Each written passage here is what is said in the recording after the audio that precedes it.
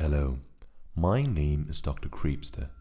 I am new on YouTube, and on this channel I am going to tell you creepy tales. If you got any advice or any recommendations, please tell me in the comments. And now to the stories. Number 1. A few years ago, my mom bought this strange looking small figurine from the Cambodian street market and put it near her bed. It was made out of bronze, a monkey king with red eyes. But Mom thought it was cute. That night, her bed started making little cracking noises and woke her up. She thought nothing about it, but it went on for weeks. Finally, she laughed that it must be the monkey king being naughty at night. She took some soap and a toothbrush and probably cleaned the figurine, and after that the cracking stopped. Months later, a friend who always claims to see ghosts and sense stuff dropped me off at my house and asked to use the bathroom. Once we got to the gate, he just calmly said that he will use the bathroom at his place instead. Next time we met, he said that he wasn't able to physically enter my house because there was an evil spirit on the second floor, and that he was truly scared. So the Monkey King protects our house from guests. Neat. Number 2. When we were about 14 years old, I was with a friend of mine playing the coin game, and we had contacted a ghost that didn't seem to be very friendly with us. After a while, we asked to stop playing, but it didn't let us. My friend's cell phone rang from downstairs, so she went running to see who it was. I went after her.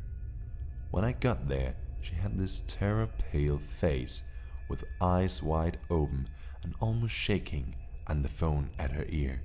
I asked her what was happening, and she told me, as soon as I picked up the phone, I heard strange noises, and suddenly a voice told me, "Don't move," and hung up.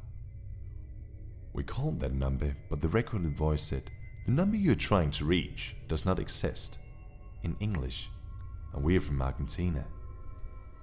Number 3. When I was about 3 years old, I used to live in an Asian country with my family. My family lived in a small 2-room house, and the wooden support columns gets creaky when there's a windy storm. One time, I woke up in the middle of the night and began walking down the corridors and back again. I did this about 5 times. My head was burning hot, and I could hear loud drums from my ears. A moment later, as I looked down the corridor about 3 meters away, I saw a figure in white. It slowly bent its upper half out of the end corridor wall and looked my way. It was tall, had curly black hair, white clothes, and I could not see the face. It stayed looking at me for what seemed like an eternity. I was a kid and didn't know what was going on. The next day I asked my family, and no one went to the corridor in the middle of the night. That creepy experience is burned into my mind forever. Number 4. There was this one time when my neighbor friend said that the elevator of the building we lived in had a ghost inside of it. He would lead people straight to hell just a few moments after they stepped into this elevator. According to the stories, that is. It became some kind of joke among us for some time, until I myself experienced this spooky situation. The elevator got stuck a few floors before mine and started going down really fast. It suddenly stopped and opened its door to reveal the wall between the 7th and the 8th floor, where the word "sinner" was painted in front of me. The elevator again closed its doors and went down fast. I started crying and begging for mercy of this ghost, and then the elevator stopped one last time. I went up, all the way to reach my floor. I stepped away shaking and could not sleep for that entire night. Number 5. We have an old photo of the front of a house when we renovated the whole building. It got a brand new terrace back then. My grandmother, who was blind of diabetes, said that she was sorry that she couldn't see the house. Just a few days after we finished the renovation, she passed away at night in her bed.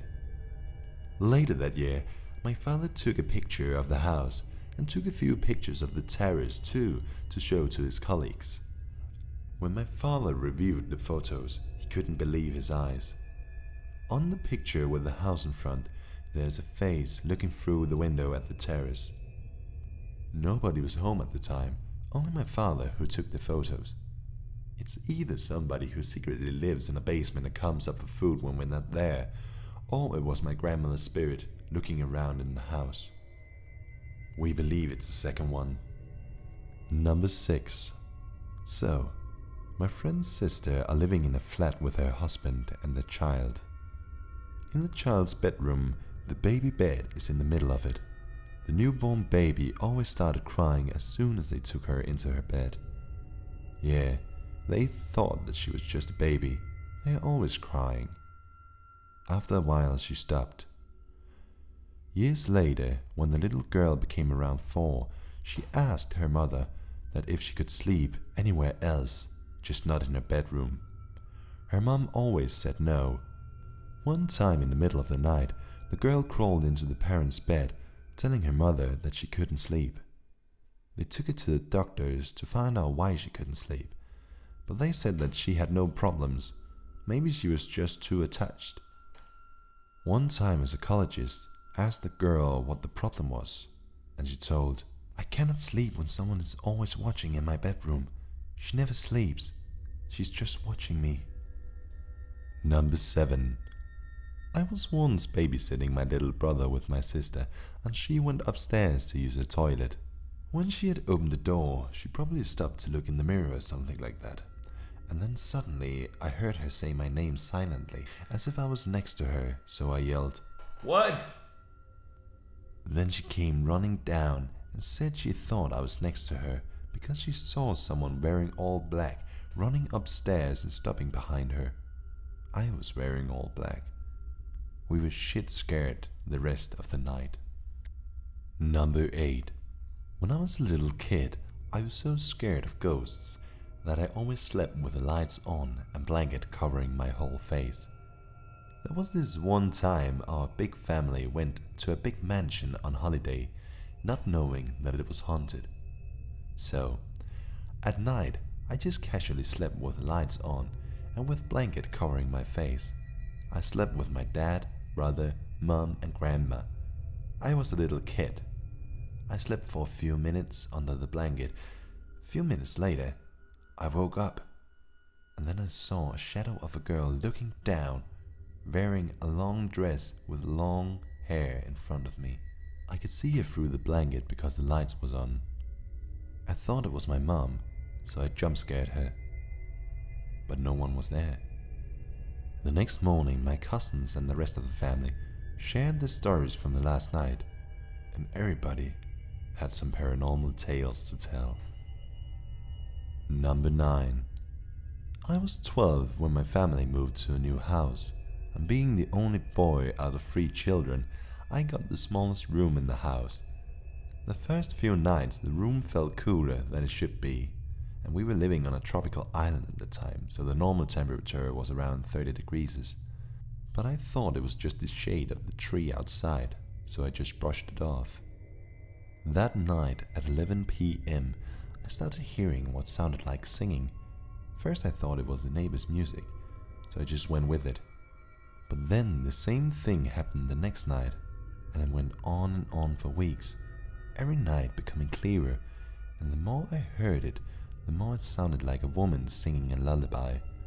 So one night I decided to see where the sound was coming from. I went into our dark yard and saw that a high wall separated our houses with the neighbors. But there was this old rain collector next to my window with stairs, so I climbed on top of the stairs, and to my surprise, there was nothing there. The neighbor's house was too far away to have been able to be the source of the sound. So I waited around, and it was almost 11 p.m. I could see through my window at my alarm clock, and just as the clock turned to 11, it started again, but it wasn't coming from my neighbor's house.